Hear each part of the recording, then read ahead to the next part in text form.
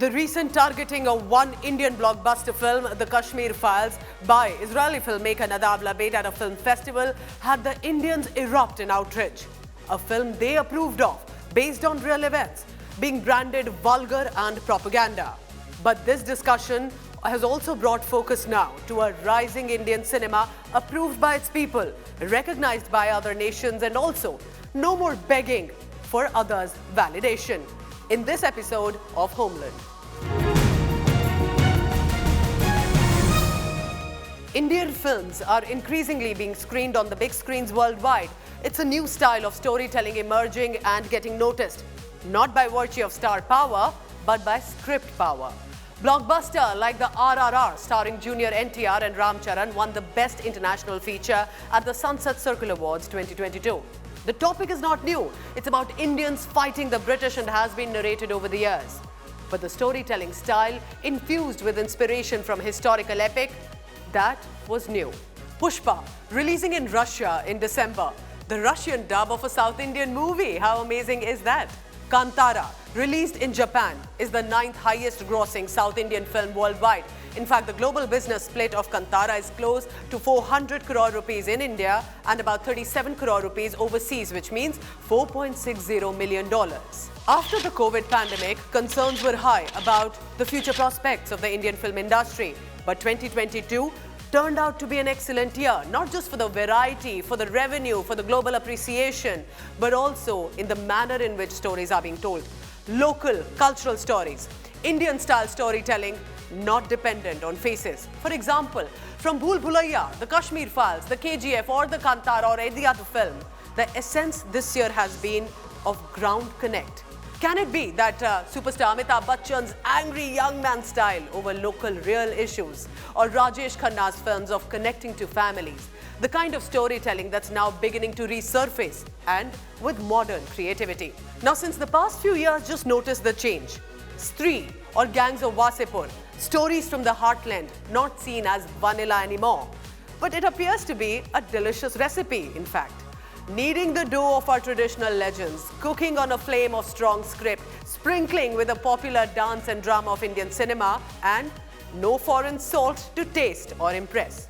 As per FICCI Report 2020, the Indian film segment grew 10% in 2019 to reach about 191 billion rupees, driven by growth in domestic theatrical revenues and both rates and volume of the digital OTT rights that were sold.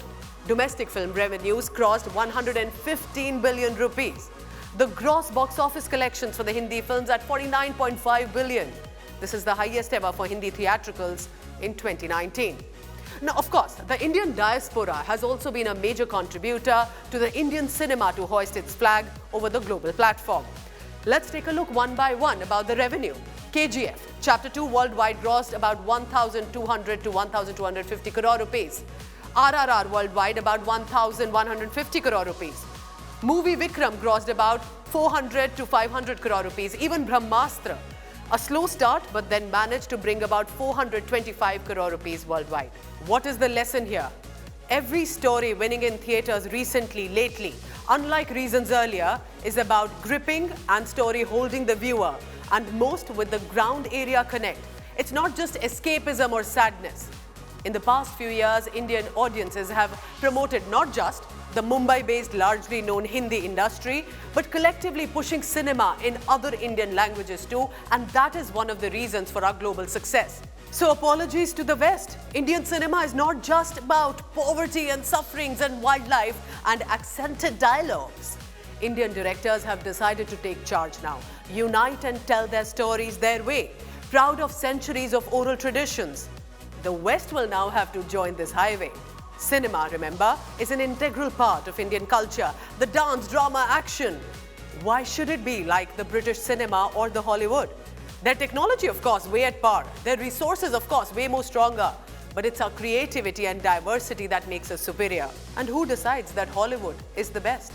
Korean cinema, in fact, from 1980s to now, has completely overhauled itself and is receiving global attention. So let's look at then Indian cinema's history. 1900s, Dada Saheb Phalke's Raja Harish Chandra, the first film. The first sound film was Alamara, directed by Ardeshir Irani, released in 1931. Kisan Kanya in Color was the first film by Moti B. Gidwani in 1937. So if the British had The Sun Never Sets empire, Indian cinema has also had its own golden era. Satyajit Ray, Ritvik Ghatta, Mrinal Sen, Girish Kasrawali, Guru Dutt. So can Indian cinema then become a soft power as well? Because from then to now in 2022, the highest number of films are made in the world in India. About 1,500 films are produced every year in India in more than 20 languages. Records suggest that the year before the pandemic, the Indian film industry pocketed about $2.7 billion. Something to note there. This year, India was named the country of honor at the Cannes Film Festival. It's been a historic moment and a long-awaited recognition. So from entertainment in an Indian household to enjoyment by the world community, is the Indian cinema likely reaching the status of a soft power? Because even in countries, for example, of Africa like Nigeria, inspirations from Indian cinema are reflected.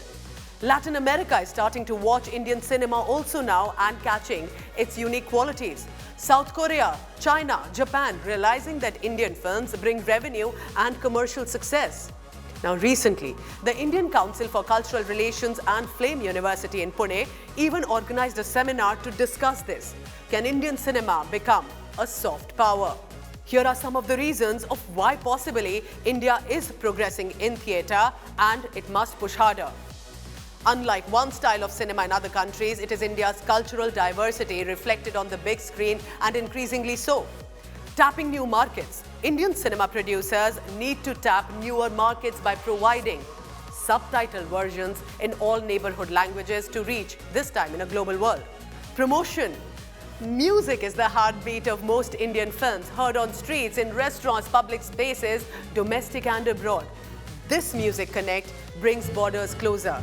So do not compromise on its quality and promote it much more.